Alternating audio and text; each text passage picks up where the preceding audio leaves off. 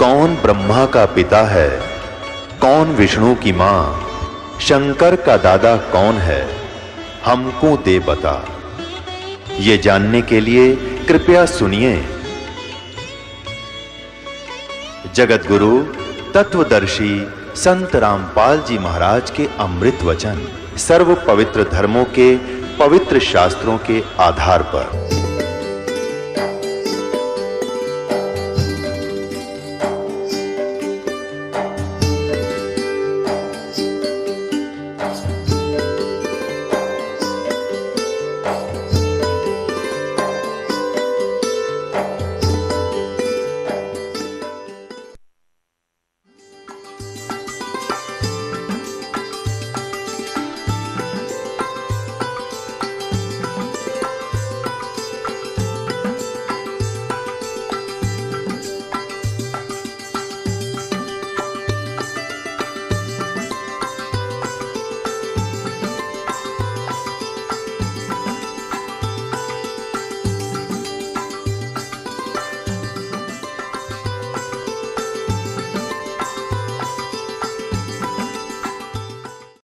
परमात्मा क्या कहते हैं कि सुरपति दुखिया भूपति दुखिया और रंक दुखी बपरीती हो, कह कबीर और सब दुखिया, एक संत सुखी मन जीती हो। अब परमात्मा ने निष्कर्ष निकाल दिया सारे अपने ज्ञान का कि भाई ना तो सुरपति सुखी, सुरपति माने देवताओं का मालिक राजा इंद्र। अब हम यहाँ एक सरपंच बन जाते हैं, चेयरमैन बन जाते हैं, मेंबर ऑफ पार्लियामेंट बन जाते हैं या एमएलए बन जाते हैं, मंत्री मुख्यमंत्री प्रधानमंत्री राष्ट्रपति बन जाते हैं एक छोटे से टुकड़े का। तो हम ये सोच बैठते पता नहीं हमने क्या पा लिया। कुछ भी नहीं पा लिया। आपने तो अपना जीवन नाश कर लिया जब भक्ति नहीं करते तो, या भक्ति नहीं कर रहे तो पूर्व जन्म की वो पूंजी जो आप लेकर आए थे, धन श्वासों का, मनुष्य जीवन के श्वासों का, उसका नाश कर दिया और ये खाक उपलब्धि कर ली। और एक पल का चैन नहीं। मुख्यमंत्री की देख लो इतिहास सारे दिन, प्रधानमंत्री का देख लो, एक पल का चैन नहीं इनको। हमने दिखे बड़े सुखी। तो पुण्यात्माओं, यदि भक्ति करनी है इन संसारिक चोचलों तो अपने दूर हटना पड़ेगा। एक का काम होगा। परमात्मा कहते हैं पिया चावे प्रेम रस, राख्या चावे मान, एक म्यान में दो खड़ग, कदे देखी सुनी न कान। यदि तू प्रेम रस पीना चाहता है, यानी परमात्मा पाना चाहता है, सतलोक जाना चाहता है और साथ में यहाँ की मान बढ़ाई ये बकवादों को भी चाहता है, तो कभी नहीं होगा। ठीक है, जैसा करोगे वैसा मिल जाएगा, लेकिन जिस उद्देश्य के लिए दास प्रयत्न कर रहा है और भगवान ने आके किया था, उससे आप फिर वंचित रह जाओगे। तो यहाँ संसारिक सोच लागना हमने कभी सपने में भी नहीं देखा है। कहते इंद्र दा राज कागदा बेष्टा। हमने तो कहते इंद्र स्वर्ग का राज्य भी काग की बीट टट्टी समझनी पड़ेगी जब हम सतलोक जा सकेंगे। और जिस सुख की प्राप्ति के लिए राजाओं ने राज त्याग दिए और हम उस राज के पीछे घूम रहे, तो हम भक्त नहीं है, हम भक्ति नहीं चाहते, बकवाद चाहते। तो दास आपको आज के सत्संग के माध्यम से यही संदेश देना चाहता है कि आप विद्यार्थी हैं पृथ्वी पर, आप मनुष्य हैं, मानव शरीर प्राप्त है बहन और भाइयों को। ये विद्यार्थी का काम यहाँ बकवादों में नहीं लगना।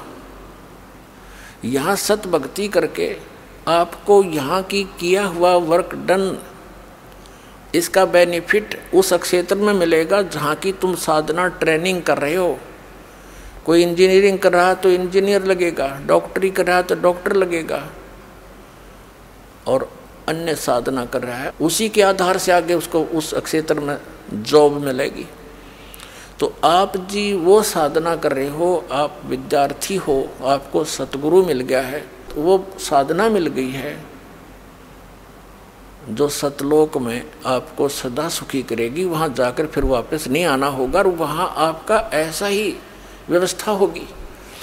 अब यहाँ का जो कति अस्थायी डुप्लीकेट जुगाड़ है आपका, लेकिन आपकी बुद्धि इस ज्ञान से उठेगी, इस ज्ञान से ही यहाँ के इन सुखों से हटेगी, और तब हम ऊपर चलेंगे, सतलोक जा सकेंगे।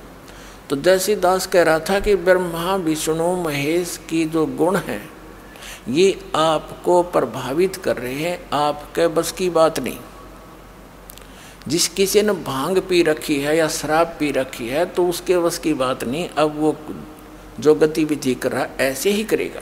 उसकी एंटीबायोटिक गोली टैबलेट दी जाएंगी, ट्रीटमेंट किया जाएगा तो फिर वो उतर जाएगी भांग और शराब, फिर वो ठीक गतिविधि करेगा।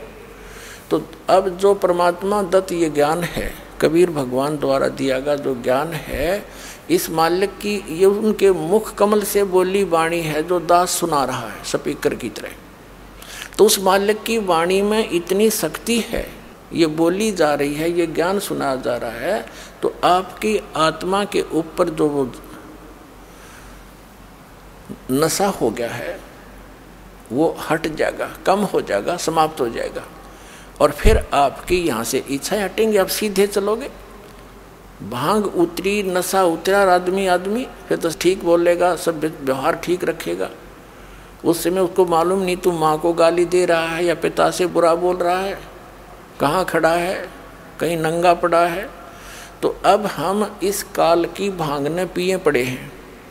कबीर ये माया अटपटी सब गट आण अड़ी, और किस किस न समझाऊं या कुआ भांग पड़ी। तो ये परमात्मा का ज्ञान और ये भक्ति एंटीबायोटिक का काम करेगी। आपकी अब नशा उतरेगा भी, आप फड़कोगे एकदम, सचमुच क्या कर रहे हैं। पिछले इतिहास याद दिलाए जाते हैं कि यहाँ तो आप रह ही नहीं सकते। आप यहाँ देखो कितना आपके बच्चे हैं, परिवार है, माता है, पिता है, संपत्ति है, आप बिल्कुल सेट हुए बैठे हो और इस स्थिति इस भाव से रह रहे हो कि अभी अपना नंबर नहीं है। मृत्यु तो कभी कभी याद आती है, जब सत्संग में या कोई आते हैं या कहीं कोई मर जाता है, 10 मिनट उसने लकड़ी डालन जावे हैं, तब थोड़ा सा महसूस हो है भाई के ले गया यू, उल्टा मुँह होते चलो वो कोरोना, क्यों प्रेशर है इसके ऊपर, जीव के बस की बात नहीं। और याद रखे तो वो फिर केकला तोड़ेगा, याद रख के क्या कर सकता है, पेट लगा दिया करे बिना बरह नहीं। संसारिक इतनी मर्यादा बना दी कि ना करे तो फिर समाज में रह नहीं सकता। तो हमने काल के द्वारा हमारे ऊपर लादे हुए उस अननेसेसरी वेट को हमने पटक देना ही, रखना नहीं सिर पे। उसमें कौन कौन से हैं, ये बड़ी बड़ी कोठियां बनाना, 5-4 प्लॉट लेकर डाल देना इस आशा से कि घने हो जाएंगे और कल मृत्यु हो जाए, घने शर्मा मारेंगे हम। बच्चों को भी मार्ग पर लगावे, परमात्मा से जोड़ उसके बच्चों को, आपका परम कर्तव्य बनता है। फिर मालिक आप रुखाड़ा होगा। कहते सिर सौंप्या गुरुदेव को, सफल होया ये शीस, नितानंद इस शीस पर आप बसे जगदीशी। सिर सौंप्या गुरुदेव का, भगवान के निमित्त कर दिया, बच्चों को नाम दिवा दिया, सिर सौंप दिया, और कौन सा काट के थोड़ा ही चढ़ाना है। यानी अपने परमात्मा पर समर्पित हो जाना, उसमें एक ही भाव समझना। अब जैसे एक आश्रम के अंदर कुछ 5-7 भक्त रहा करते थे, गुरुजी उनको शिक्षा दिया करते थे कि भाई भक्ति मार्ग के अंदर गुरुजी के वचन को पालन करना अनिवार्य होता है। चाहे आपने अपनी क्रियाएं अच्छी लगती हों, पर गुरुजी मना कर देता है तो आपने तुरंत त्यागनी होंगी, यदि मोक्ष और भक्ति लाभ चाहते हैं।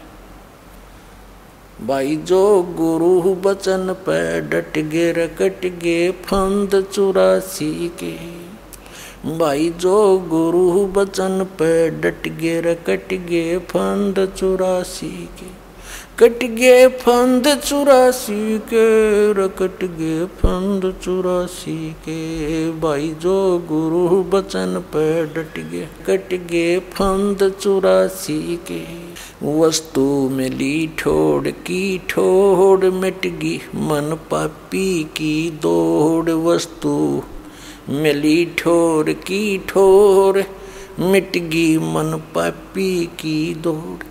भरम मिटे मथुरा काशी के, भरम मिटे मथुरा काशी के, भाई जो गुरु बचन पर डट गए। कट गए फंद 84 के। ऐसी शिक्षा दिया करता था। एक दिन उस गुरुजी ने सभी शिष्यों को बुलाया और कहा, पहले तो ये प्रवचन किया कि भाई गुरु की आज्ञा का पालन करने वाला शिष्य सफल होता है और गुरु की आज्ञा की अवहेलना करने वाला असफल होता है।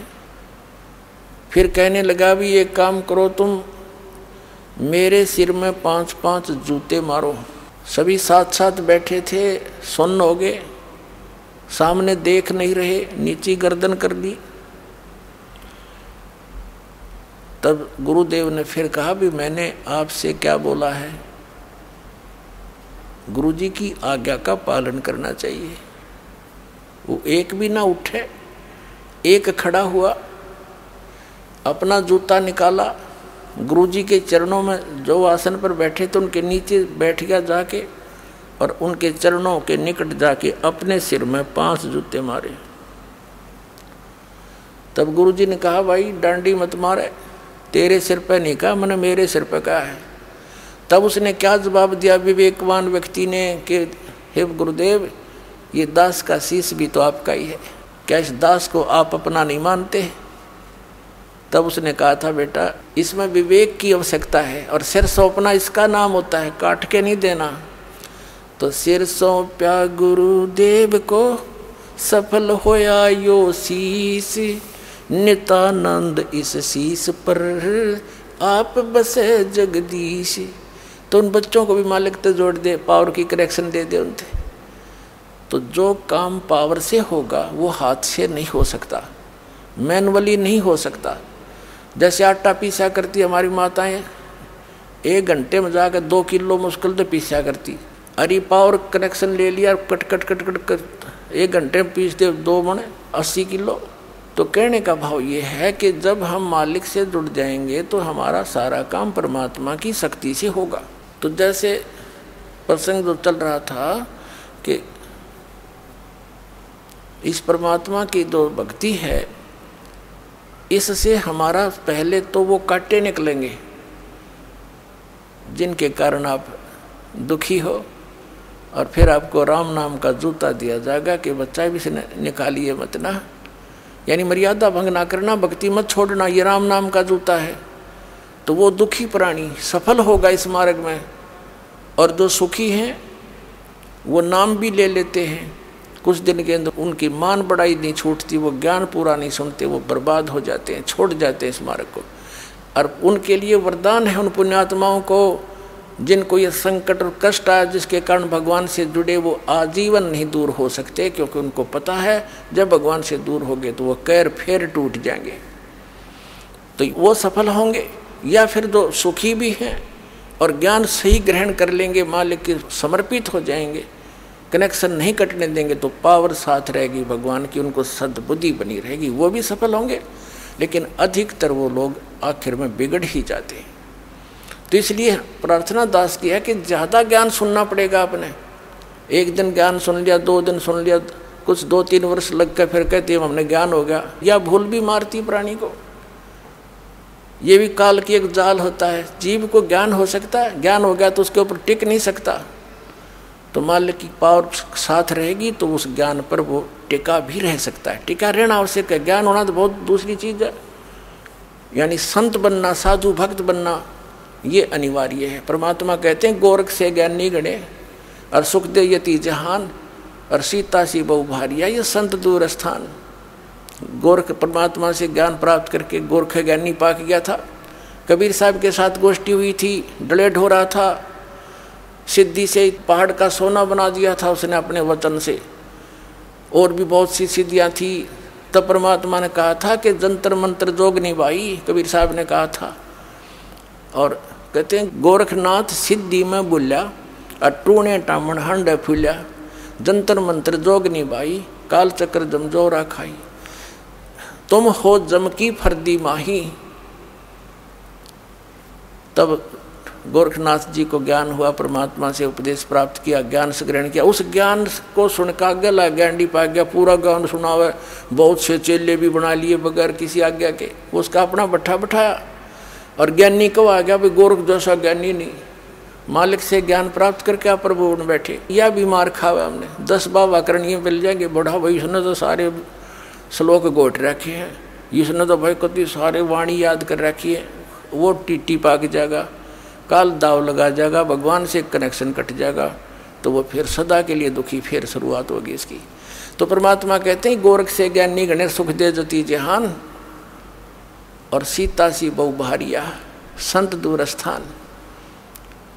जैसे भाई सीता जैसी सती पत्नी नहीं हो सकती, परमात्मा कहीं सीता बहुत गड़ी हैं, सती बहन बेटियां बहुत हैं, ये भी भूल मत करो।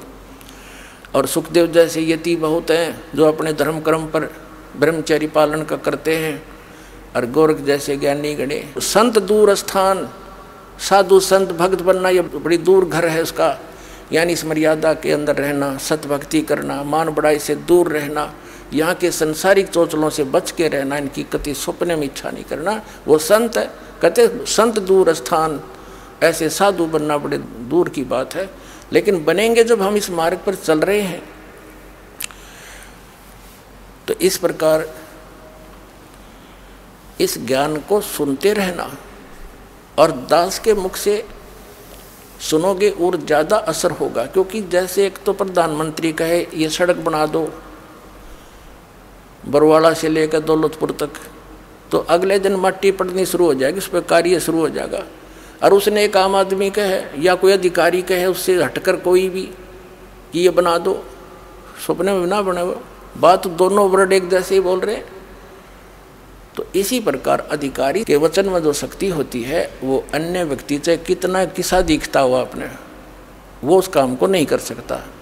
इसी भ्रम के निवारण के लिए परमात्मा ने सबसे पहले अचिंत से कहा था तू सृष्टि रच के देख ले।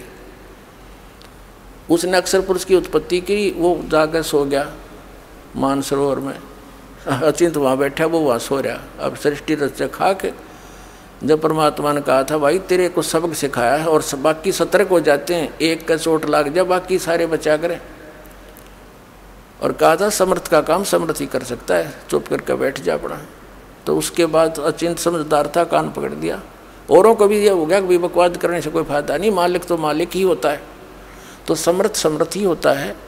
और जिस समर्थ ने इस दास को अपना प्रतिनिधि बना के भेज दिया, तो इससे जो काम होगा वो आम से नहीं होगा। इस पृथ्वी पर ये सत्कर मान लिया, जो कितनी बात बनाता हो और कैसा कुछ करता हो।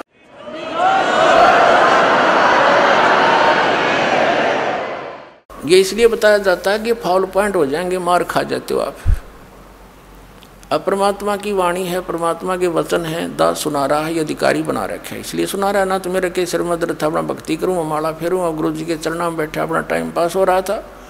आदेश हो गया धनी का कि नाम दिया करें। नाम देना कोई बालकों का खेल नहीं है, ये तो सबका अपना वजन सिर पर रखने वाली बात है। जो अधिकारी नहीं है तो अब जैसे एक कोई अधिकारी है, वो कितने व्यक्तियों को अपने घर पर नौकरी दे सकता है, एक ना उठे उस पर एक भी नौकर है। और वो गवर्नमेंट का अधिकारी है, गवर्नमेंट की तरफ से उसको आदेश है कि आप इतने क्लर्क भर्ती कर दो, इतने टीचर भर्ती कर दो, तो वो कितने भर्ती कर दे उसका जिम्मेवारी फिर गवर्नमेंट, उसके तो साइन होंगे, साइन करने की के पेन और इंक भी गवर्नमेंट की होती है, और उसके साइन से उन बच्चों को वो लाभ मिलता है और सरकार देती है। तो दास तो एक साइन करनिया बना रखा है, जो नाम देने वाला, और इस दास से साइन कराने के बाद, उपदेश लेने के बाद, वह सच्ची सरकार आपको लाभ देना शुरू कर देगी। उसी दिन से आपका फिर सफलता मिलेगी और नहीं कर सकता। तो अधिकारी के बिना कोई भी काम सफल नहीं होता। इन अनअधिकारियों ने तो बैठा रखा मानव समाज का, और भगवान आए थे इन अनधिकारियों ने, गुरुओं ने, बकवाद करणिया ने, परमात्मा तक हमें पहुंचने नहीं दिया। और अब भी ये आगे आडे अड़ रहे हैं, पर अब इनकी बसावे को नहीं किससे की। देख लेना, मालिक का वचन है भी ये कि अब कोई इसके आगे नहीं अड़ सकेगा, इस ज्ञान के आगे टिक नहीं सकेंगे। और ज्ञान सब ज्ञानड़ी, कबीर ज्ञान सो ज्ञान, और जैसे गोला तो गायब करता चला मैदान। अब प्रसंग चल रहा है कि सुरपति दुखिया भूपति दुखिया, और रंक दुखी बपरीती हो। कह कबीर और सब दुखिया, एक संत सुखी मन जीती हो।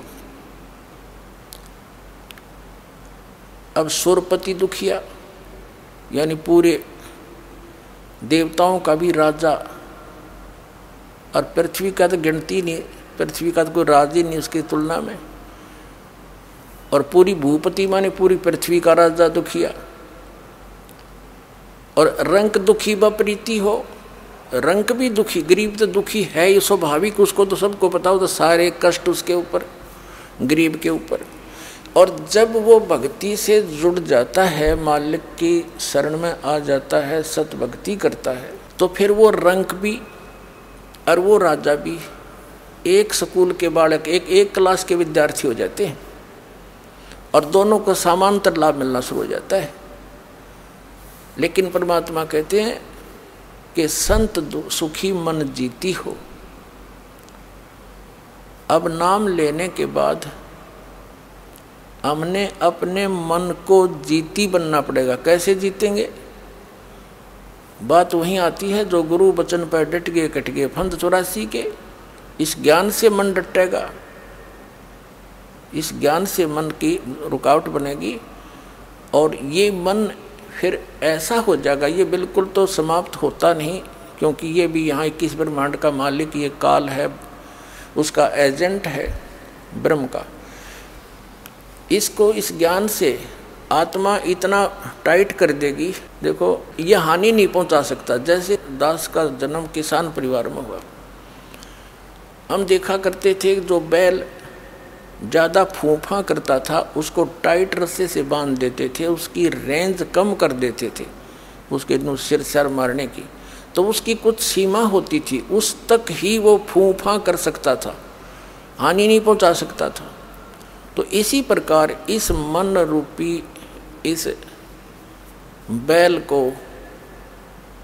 जो हानि पहुंचाता है, इसको इतना टाइट बांध देंगे हम, इस ज्ञान से इतना टाइट बंध जाएगा ये कि हानि नहीं पहुंचा पाएगा। आत्मा तुरंत एकदम सतर्क हो जाएगी। अब तो मन इसको मूर्ख बना रहा है, तेरा नुकसान हो जाएगा, फलाने ने ये कोठी बना ली, उसने ऐसा बना लिया। इस आत्मा के सारे ही आगे चलता है। ये इसके ये समझ लो जैसे जिसकी टांग ना हो और वो सपोर्ट से चलता है।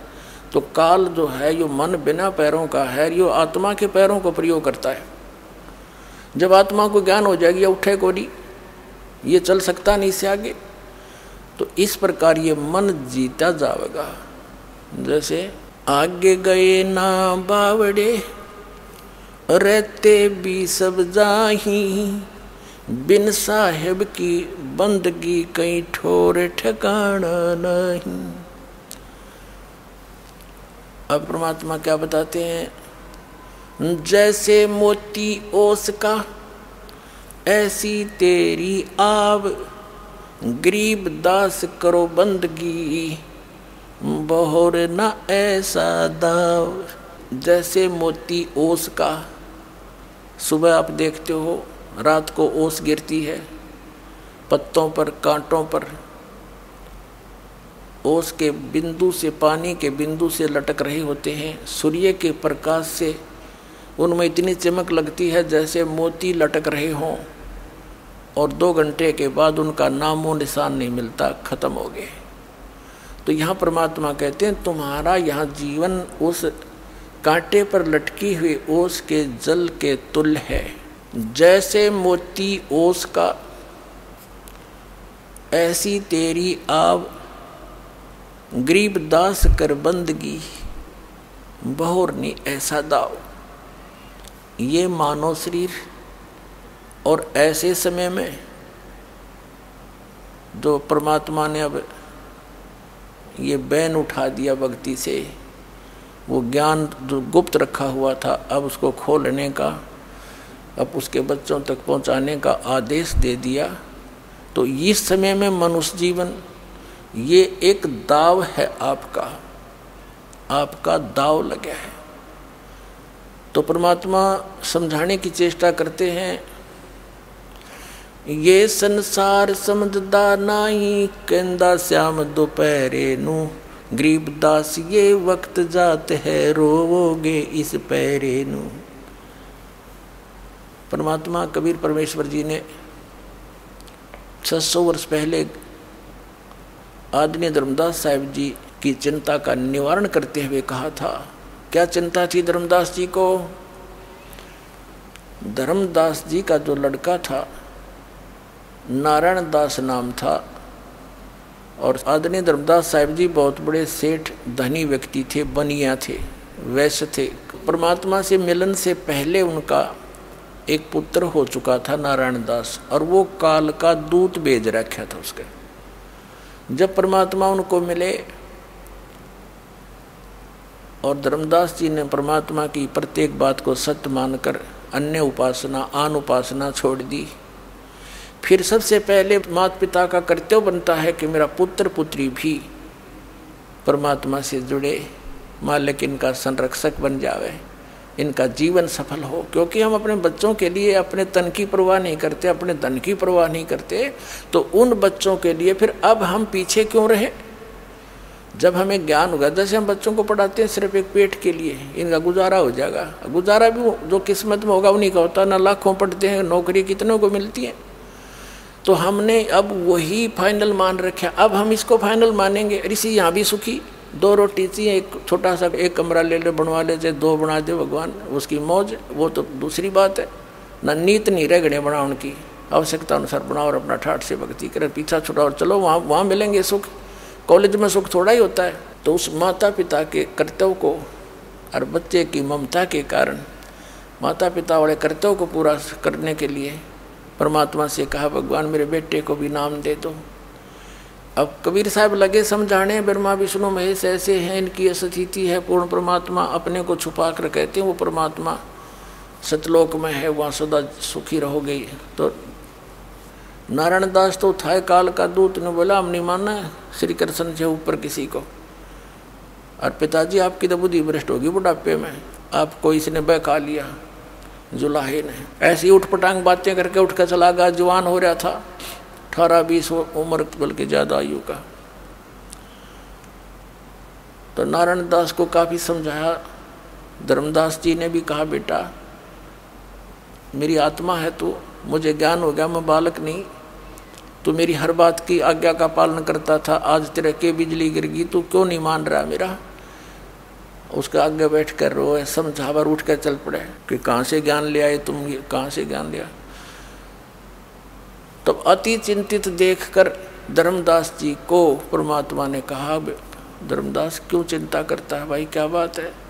कि भगवान युद्ध दुश्मन पैदा हो गया, मेरा बेटा क्या होगा इसका? ये तो कुत्ता बनेगा, गधा बनेगा, सुअर बनेगा, योनिया भोगेगा। जब नहीं उसके ममता नहीं हट रही थी नारायण दास से, तो परमात्मा ने अपनी शक्ति से नारायण दास को बुलवाया और उसके सामने ऐसे कर दिया मालिक ने अपना आशीर्वाद भरा हाथ, और कहा, धर्मदास देखो तेरे बेटे को।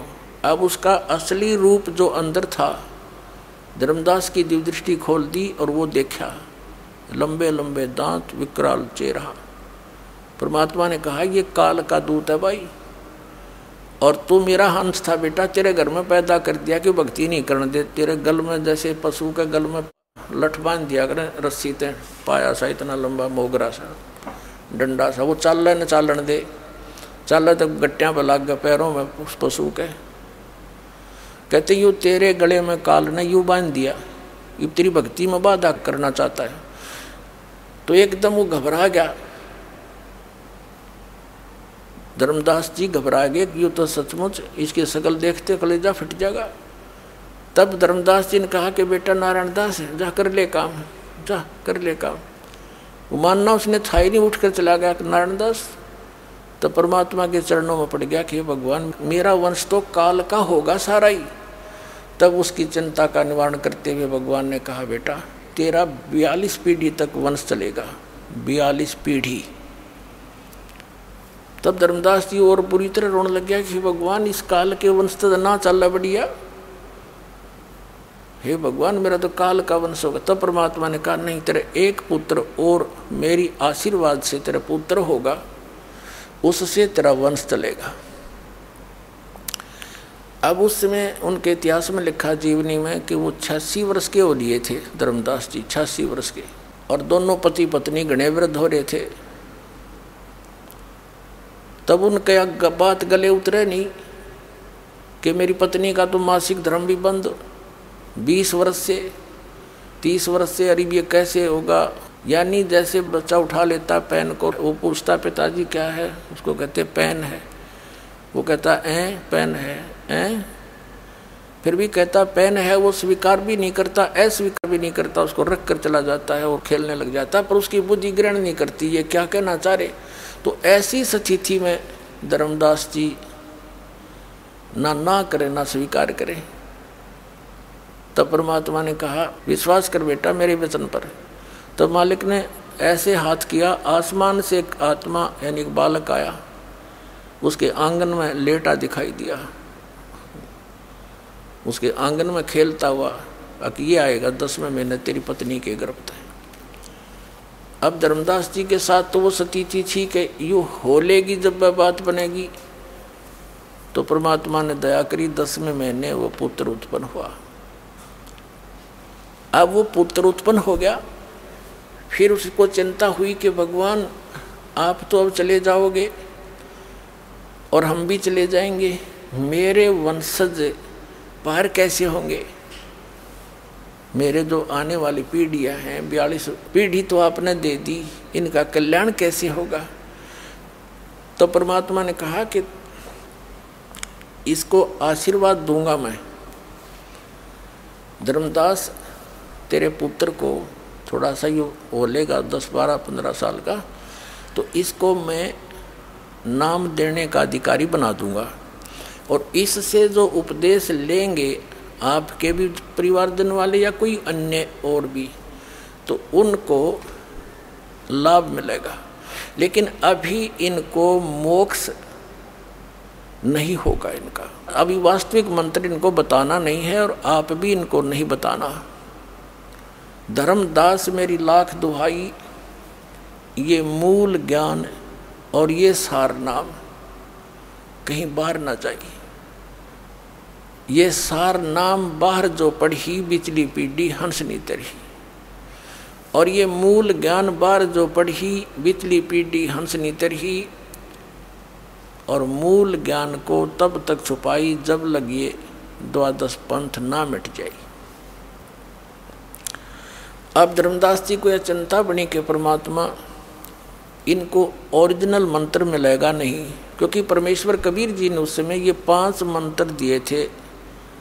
उस चूड़ामणि नाम था उस धर्मदास के गॉड गिवन सन का, परमात्मा के द्वारा दिए गए पुत्र का नाम चूड़ामणि रखा था। उसी को आगे चल के मुक्तामणि नाम से वो प्रसिद्ध हुआ। उसको मालिक ने अधिकार दे दिया था नाम देने का, केवल 5 नाम दिए थे। जो आपको हम प्रथम मंत्र देते हैं, इनमें से ये 5 नाम हैं बीच वाले। उस समय ये 7 भी देना अलाउड नहीं किया था दाता ने। तो ये 5 नाम देने से क्या होता है कि यहाँ संसारिक सुविधाएं और मनुष्य जीवन मर्यादा बनाकर दे दी, इस तरह क्रियाएं करो, 5 यज्ञ, धर्म यज्ञ, भंडारे करने ऐसे ऐसे, और ये मंत्र 5 उसको दे दिए, आगे देने का अधिकारी बना दिया। तो फिर परमात्मा ने कहा कि धर्मदास जब 6ठी पीढ़ी आओगी ना तेरी, ऐसे गद्दी चलेंगी, 6ठी पीढ़ी वाला जो आएगा वो काल का दूत होगा, वो काल के दूतों के द्वारा भ्रमित कर दिया जाएगा, और वो फिर इन 5 नामों को खत्म कर देगा। वो कोई और ही ऊट पटांग मंत्र बनाकर देने लग जाएगा, और मेरा वचन ना खाली जाई, मैंने जो कह दिया यह सच्ची होगी। अब धर्मदास फिर चिंतित हो गया कि भगवान फिर कैसे बात बनेगी। अब तो चलो सब्र किया था, के भी मनुष्य जीवन मिलते रहेंगे। और अब वो आगे चल के उनका तो वो नाम भी खत्म हुआ। तब परमात्मा ने कहा था कि आगे क्या होगा कि मेरी वाणी को जो पढ़ रहे हैं, अब वाणी तो मेरी पढ़ेंगे और इस वाणी के अंदर के ये ज्ञान यज्ञ बनता है, इस ज्ञान यज्ञ से भी इनको मनुष्य शरीर और भंडारे करते हैं, इससे भी इनको मानव शरीर प्राप्ति होती रहेगी, लेकिन मोक्ष नहीं हो पाएगा। तब धर्मदास जी को चिंता बनी कि हे भगवान, आगे फिर इनको वो ओरिजिनल नाम देगा कौन आकर के। जब परमात्मा ने कहा था कि जब पिछली पीढ़ी आवेगी और 5505 वर्ष जब कलयुग बीत जाएगा, उस समय में यानी जो 12वां पंथ है गरीबदास जी का, उस 12वें पंथ में परमात्मा ने कहा संवत 1774 जब बीत जाएगा, 75वां लगेगा, उस समय गरीबदास जी का जन्म होएगा और उससे फिर 12वां पंथ चलेगा। वो 12वां पंथ चल चुका होगा और जब कलयुग 5500 वर्ष बीत जाएगा, उस समय मैं उस गरीबदास वाले पंथ में जाऊंगा और 12वें पंथ के द्वारा, जो 12वां पंथ है गरीबदास का, उस गरीबदास जी द्वारा मेरी महिमा की वाणी का पुनरुत्थान होगा। क्योंकि वहाँ तक काल के दूत कबीर पंथ में घुस गए, कबीर सागर, कबीर वाणी, कबीर बीजक आदि वाणियों का अन्य ही अर्थ बना के उल्टा सुल्टा कुछ फेर बदल भी करके अपने अनुकूल इसमें खराबी पैदा कर देंगे, मिलावट कर लेंगे, कहीं काट देंगे, कहीं जोड़ लेंगे। तो उसकी पूर्ति गरीबदास जी वाले पंथ के प्रवर्तक संत गरीबदास साहिब जी से करवाएंगे। और फिर गरीबदास वाले पंथ में जब 5500 वर्ष वाले समय आएगा पिछली पीढ़ी का, तब मैं जाऊंगा उस गरीबदास वाले पंथ में आगे चल के और सभी पंथों का मिटा करके एक पंथ चलाऊंगा। उस समय धर्मदास, उसके बाद हजारों वर्षों तक ये ज्ञान चलेगा, पूरी पृथ्वी पर मेरा ही नाम, मेरा ही ज्ञान और कबीर भगवान रह जाएगा। और सभी पूरी विश्व की जितनी भी पुण्यात्माएं हैं मनुष्य शरीर धारण करेंगी, क्योंकि उन अच्छी आत्माओं को जन्म दूंगा। फिर मैं जैसे ही नाम लोगे आप, आपके घर जो संतानें आएंगी वो बहुत पुरकर्मी आएंगी, उनको तो बचपन से ही कोई संघर्ष ही नहीं करना होगा, वो तो परमात्मा कबीर कबीर करते जन्म लेंगे। तो उन जो स्टॉक रखा भगवान ने, उन आत्माओं को आपके घर भेजेगा। उनकी तो आपने किसी बात की भी चिंता करने की आवश्यकता नहीं, वो तो स्वयं ही, वो कहते हैं ना born with the golden spoon, वो होंगे आपके घर पर। तो जब कहा था कि फिर तेरे वंश चलेगा 42 पीढ़ी तक, और इस मेरे उस चलाए जा रहे उस पंथ, सुकृत पंथ कहा है मालिक ने, यानी यथार्थ कबीर पंथ से जो उपदेश ले लेगा और मर्यादा में रहेगा, धर्मदास तेरी सारी, तेरी पीढ़ी वाले वीर और पूरा विश्व ही पार होगा। तू अपनी पीढ़ी की चिंता कर रहा है, मैंने सारे विश्व के प्राणियों की चिंता। तो उस समय सबको मैं ये ज्ञान ऐसा दूंगा और ये नाम दूंगा। तो परमात्मा ने उनका दिल रोकने के लिए कि मैं आऊँगा ये कह दिया होगा, स्वयं ना है तो दास भेज दिया उसी पंथ में। अब ये कर दिया अज्ञान अंधेरा साफ। तो अब इस ज्ञान के आधार से आप जी ने इस संसार के चोचलों से वापस हटना पड़ेगा। आप अपने आप को एक विद्यार्थी समझें और सच्चाई समझो, या सत्य है कति 100 की 100 सत्य है। आप जो क्रियाएं यहाँ कर रहे हो अपना जीवन नाश करने की कर रहे हो, और जो कुछ भी आपको मिलना होता है वो प्रारब्ध में वैसे भी मिल रहा होता है। और अब आप उस समर्थ की शरण में आगे आपको आवश्यक जो वस्तु होगी आपके भाग्य में ना होगी तो भी देगा। तो सारी सृष्टि का पालक है, संचालक है, ये वो परमात्मा मिल गया।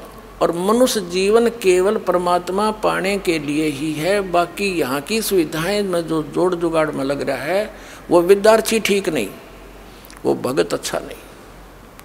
इंद्र दा राज कागदा बेस्टा, आराम सरपंच बनने की तैयारी कर रहे तो भगत हैं हम। हम मंत्री मुख्यमंत्री की आशा लगाएं बैठे, भक्त नहीं है, ठीक है, जैसे करोगे वैसा फल मिलता रहेगा। मंत्री जाप करोगे, धर्म करोगे, वो फल अवश्य मिलेगा, लेकिन उस मूल वस्तु से वंचित आप रह जाओगे, फिर फायदा क्या उसका, व्हाट इज यूज। तो यहाँ क्या बता रहे हैं परमात्मा,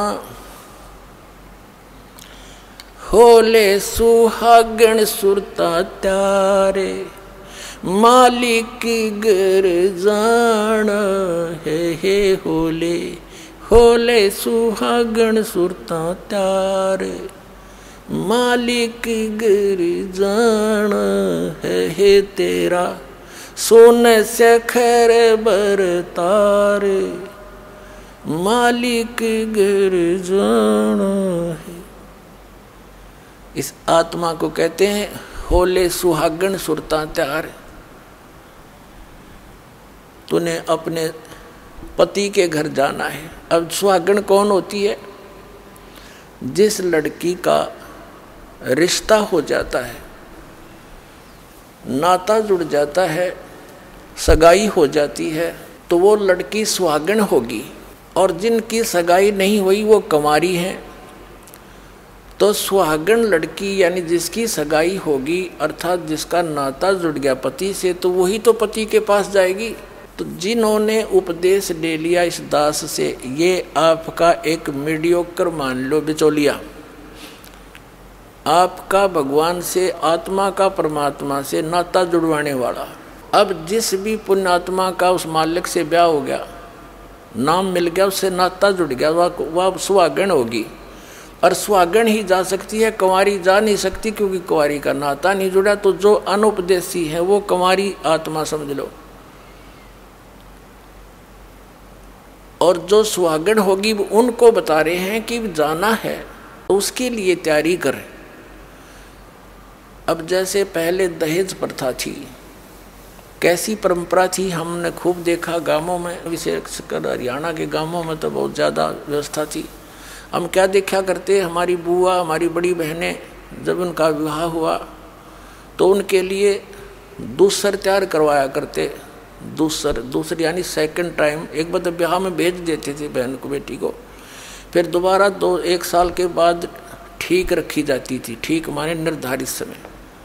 तो जब वो ठीक निकट आती थी, 1 या 2 साल के रखे जाती थी, तो उस दौरान उस लड़की से कहा जाता था कि तू आगे की जो उसकी सासू, ननद, जेठानी या कोई और किसी के सबके लेन देन होता था, तो उनकी अलग से वस्त्र दिया करते थे, जिनको तीड़ बोला करते देसी भाषा में। तील यानी सूट सेट।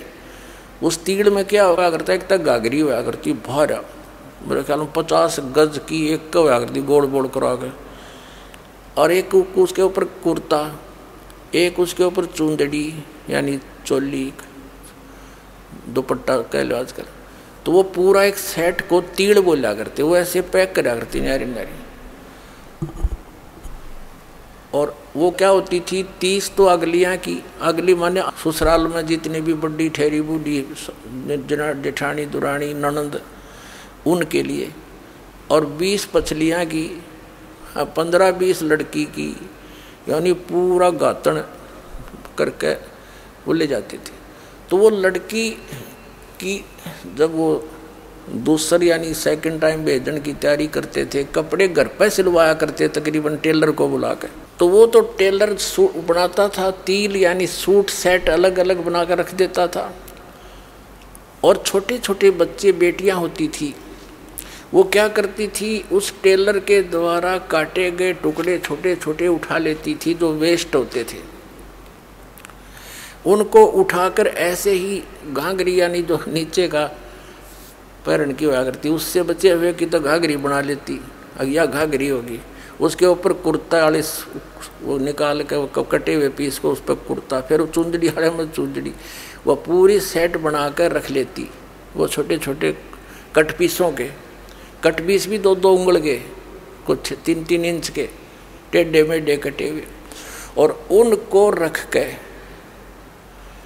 और पूरी गठड़ी बांध लेती थी, और रोज खोल के। और पहले स्कूल स्काल तो थे को नहीं, बेटियां जवान हो जाती थी, अपने घर पे रहती थी, तो वो क्या करती, उसको खोल कर, जो 10-5-7 साल की लड़की होती थी, खोल कर देखा करती थी, ये इतनी अगलियाँ की, इतनी पछलियाँ की, ये गुडिया की, एक गुडिया बना लेती थी और एक गुड्डा बनाती थी, उनका ब्याह करती थी। फिर गुडिया की वो सारी तीड़ उसके साथ रख के और गुड्डा के साथ फिर दूसरी अलमारी में दराया करती है। वह पहुँच गई वहाँ पर। अब उसकी लड़की के वो गठड़ी बांध रखी थी, वो तिल बोलती थी उनको, सूट सेट अलग अलग, उनमें से कोई दूसरी बहन या भाई निकाल लेता एक आधी उस चिथड़े ने, उस टुकड़े ने, और वह गिनती अगले दिन एक कम पाती तो और रोती। घर के पूछते भी क्यों रो रही है बेटी तू? मेरी तीड़ निकाल ली। किसने निकाली? मेरी तीड़ निकाल ली। बुरी तरह रोवे, पाँ पीटे। अब वह तीड़ ने त्याड़ एक दो उंगल के कपड़े इकट्ठे करके उन्हें तीड़ मान रही। तो यहाँ परमात्मा हमें याद दिलाना चाहते हैं कि तुम जो संसारिक सुखों को, यहाँ की सुविधाओं को जो उपलब्ध करने में अपना जीवन व्यर्थ कर रहे हो, ये तो वो गुड़िया के साथ खेल रहे हो आप। गुड़िया खेलत उम्र गंवा दी और लाया नहीं विचार, तेरे साथ की कितनी जाली तू क्यों लारी वार, और गुड़िया खेलत तने उम्र गंवा दी, लाया नहीं विचार। तो पुण्यात्माओं, यहाँ का राष्ट्रपति, इस पृथ्वी का, पूरी पृथ्वी का राजा, ऐसा जान लो जैसा वो बालक गुड़िया खेल खेल रही थी। इतने चिथड़ों को, पीस को, टुकड़ों को वो सूट मान रही थी। और ओरिजिनल सूट कैसा होता है, और गुड्डा को गुड़िया का ब्याह कर रही थी। ओरिजिनल ब्याह क्या होता है? जब वो लड़की बड़ी हो जाती है, मैच्योर हो जाती है, उसके दिमाग, उसका माइंड मैच्योर हो जाता है, फिर उस बेटी को पता लगता है तिल क्या होती है, दुल्हा कैसा होता है, और फिर कहाँ जाने से तुझे उसका लाभ मिलता है, सुख होता है। तो फिर वो लड़की, उसका विवाह हो जावे, उसके बाद फिर वो उन टुकड़ों से नहीं खेल सकती। खिला के दिखा दो तो उसने फिर छू भी ले तवा, क्योंकि उसको ज्ञान हो गया और ओरिजिनल दूल्हे का पता लग गया, वो तो डुप्लीकेट से आगे। तो हम जब उस अपने सच्चे मालिक रूपी दूल्हे से जब आत्मा का यो निकाह हो जाएगा, विवाह हो जाएगा, यानी उसके सुख का जब इसने ज्ञान हो जाएगा, फिर इन गेल नहीं खेल सकता। टाइम पास करना होगा फिर तो उसने यहाँ पर जितने दिन का शेष जीवन रह रहा है। आशा भगवान में लग जाएगी, हटाने से नहीं हटती है। इस ज्ञान से आपको इतनी दृढ़ता आ जाएगी। और फिर परमात्मा कहता है, यहाँ अगर तने थोड़ी बहुत जो सुख चाहिएगा यहाँ का, तो भी मैं ही दूंगा। जिसके प्रारब्ध में है, भगवान से दूर है, तो भी वो सुख ले रहा, फिर अगले जन्म है, अब तो ले लिया, अगले जन्म में गधा बन गया, वो सुख कहाँ गया? और परमात्मा कहते फॉरएवर सुख दूंगा, सदा के लिए सुखी कर दूं। तो हमने उस सुख की आवश्यकता थी, हम इसी में अपना जीवन गुड़िया खेल जन्म गंवा दिया, तने लाया नहीं बेचारे। तो अब हम इस ज्ञान से हम उस शाने होंगे, मैच्योर होंगे, हमारा माइंड मैच्योर हो जाएगा। फिर हम नहीं खेल सकते नकलियाँ थे। आप देखना, भी तो बच्चे हो, अभी आप स्टार्ट किया है, कोई पहली कक्षा का बालक है, कोई दूसरी का, कोई तीसरी का, यानी जिस दिन से आपको ने उपदेश मिला उस दिन से आपका जीवन शुरू है। जा दिन सतगुरु बैठिया ता दिन लेख जान, बाकी जन्म गंवा दिया बिना गुरु के नाम। तो जिस दिन आपने नाम मिला, आपका जन्म है इस आत्मा का। उस दिन से शरीर चाहे किसी का 60 वर्ष का है, चाहे 20 वर्ष का, चाहे 10 वर्ष का, उससे कोई लिंक नहीं। उस दिन से आपका मनुष्य जीवन प्रारंभ है, जिस दिन इस दास से आपने उपदेश ले लिया। तो आज किसी ने 2 वर्ष हुए हैं, किसी ने 6 महीने हुए हैं, तो वो 6 महीने का बालक है। 2 वर्ष का 2 वर्ष का ही है, कोई 10 वर्ष हो गए तो 10 वर्ष का बालक ही है वो। तो ऐसे जिस दिन से आपको ये, जब आप मैच्योर हो जाएंगे और परमात्मा आपके साथ ऐसे लक्षण करेगा, आप देखते रह जाओगे कि भगवान ऐसा कर रहा है। और फिर हम नालायक उल्टे अपने प्रयत्न से बकवादों में पैर दे रहे हैं, आत्मा धिक्कारा करेगी आपने इस मन को। और फिर ये ऐसा चलेगा बिल्कुल सीधा स्ट्रेट चलेगा तो दूर पहुँचे, घर पहुँचेंगे। अब हम सफ़र में चल रहे हैं, कहीं डुगडुगी बजाने वाला खड़ा है, उद्देश्य छोड़कर वहाँ बैठ के रात होगी, रात में फिर आगे सफ़र कैसे करेंगे, यानी इतना समय वेस्ट किया। तो परमात्मा कहते हैं फिर हम अपना सीधा चलेंगे, यहाँ की किसी प्रकार की भी इस तड़क भड़क को हम महत्व नहीं देंगे। तो क्या बताते हैं, सतगुरु मारे बानिया करते बनज व्यवहारी, बिन डांडी बिन पालड़े ये तोल दिया संसारी। कितनी गहरी बात कही है मालिक ने, यानी आप आरती आप साजे, आप किंगर आप बाजे, आप ताल झांझनकारा, आप नचे आप देखना। अब वो परमात्मा स्वयं ही सारे रोल कर रहा था, एक भगत के भी, एक संत के भी, एक सच्चे सतगुरु के भी, और एक नेक नागरिक के, यानी अपना सीमा में रहे, बकवादों में बड़ा नहीं, एक झोपड़ी में टाइम पास करके दिखाया मालिक ने, अनंत कोट ब्रह्मांडों के संचालक ने। तो क्या बताता है कि सतगुरु हमारे बानिया, हमारे दो सतगुरु हैं, यानी जैसे इस दास पर जाकर दीप या मालिक खुद आए थे, या उन महापुरुषों को भी ज्ञान दिया था जो उनसे संपर्क में आए, लेकिन उनसे कह दिया था कि अभी समय नहीं है ये रहस्य डिस्क्लोज करने का, उनसे कसम दिवा दी थी, प्रतिज्ञा करवा दी थी। तो उन वो महापुरुष पक्के थे, दृढ़ थे। धर्मदास जी हालांकि अपनी संतान पर बड़े आसक्त थे, फिर भी मालिक के वचन को भंग नहीं किया उसने, कोई नाम नहीं बताया किसी को। और इसी प्रकार नानक साहिब जी को कह दिया था कि सतनाम नहीं देना किसी को भी, पूरे सिख समाज सतनाम से वंचित है। और एक बार मर्दाना ने यह गलती कर दी थी, उसको झटका दे दिया था कि कहीं आगे ये डिस्क्लोज ना हो जाए, लेकिन वो दुश्मन नहीं थे हमारे। अब आ जाएंगे, क्योंकि ऐसी मर्यादा चला के चले गए नानक साहिब जी। धर्म भंडारे होते हैं, भगवान की वाणी पढ़ते हैं, तो उससे इनके मनुष्य जीवन बने रहे। और भगवान में चाहे सभी, जैसे हिंदू है, मुसलमान है, सिख है, ईसाई है, इनमें आस्था है भगवान की अभी तक। चाहे मर्यादा कुछ भी मालिक ने इनके लिए कुछ भी दे रखा था। ये ग्लूकोज समझ लो, ग्लूकोज लगा रखी थी आपके इस आत्मा के, तो ग्लूकोज रोग नाश नहीं करती, इंजेक्शन न्यारे होते हैं, वो ट्रीटमेंट रोग नाश करने का उससे भिन्न होता है, लेकिन ये सहयोगी भी होती है। तो धर्मदास जी को परमात्मा ने मना किया था। तो क्या बताते हैं कि अब ये परमात्मा ने इस दास पर दया करी है, वो सर्जन बना के भेज दिया और कंप्लीट कोर्स दे दिया दास को। और इस कंप्लीट कोर्स के बिना यू जन्म मरण का रोग और सतलोक प्राप्ति ये संभव नहीं हो सकती। अब क्या बताते हैं, सतगुरु हमारे बानिया, ये जो ज्ञान आज दास आपको दे रहा है, ये दास का नहीं है, ये उस परम पिता का गॉड गिवन है, जो पहले खजाना दर गए थे छुपा के। अब दास को चाबी दे दी उस खजाने की, सार नाम की, तत्व ज्ञान की।